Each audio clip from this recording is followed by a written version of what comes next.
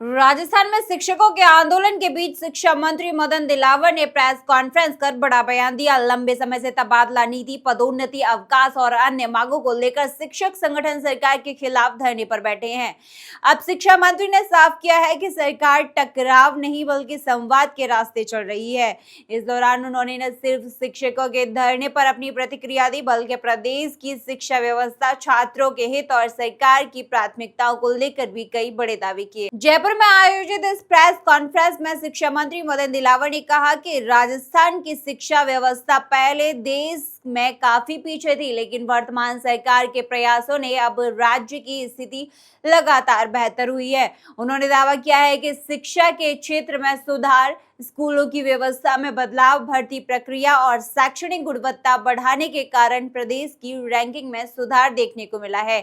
मंत्री ने शिक्षकों के आंदोलन पर प्रतिक्रिया देते हुए साफ कहा है कि सरकार की पहली प्राथमिकता विद्यार्थियों का भविष्य है।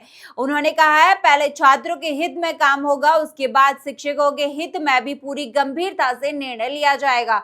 उनका कहना है कि यदि स्कूल में पढ़ाई प्रभावित होती है तो सबसे बड़ा नुकसान छात्रों का होता है और सरकार ऐसा किसी भी कीमत पर नहीं होने देगी।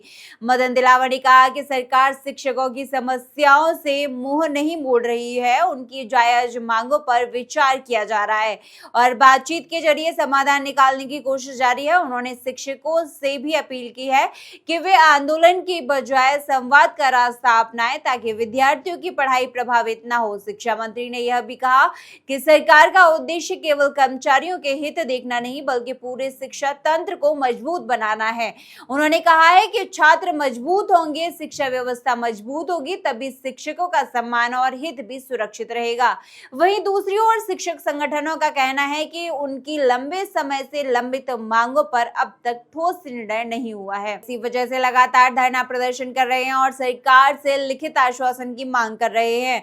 उनका कहना है कि केवल मौखिक भरोसे से काम नहीं चलेगा बल्कि सरकार को जल्द ठोस फैसला लेना होगा।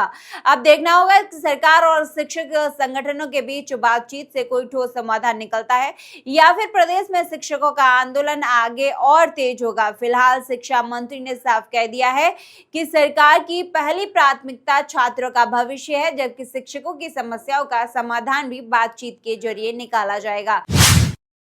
अखिल राजस्थान राज्य कर्मचारी संयुक्त महासंघ का ज्ञापन प्राप्त हुआ था, तो मैंने इनके अध्यक्ष और महामंत्री जी को बुलाया था, आमंत्रित किया था। इससे हमारी सकारात्मक बातचीत हुई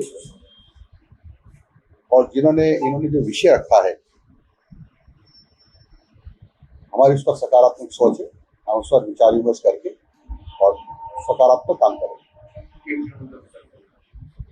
मुद्दे कई होते हैं, उस पर चर्चा हुई है और डिटेल ये विषय बताएंगे।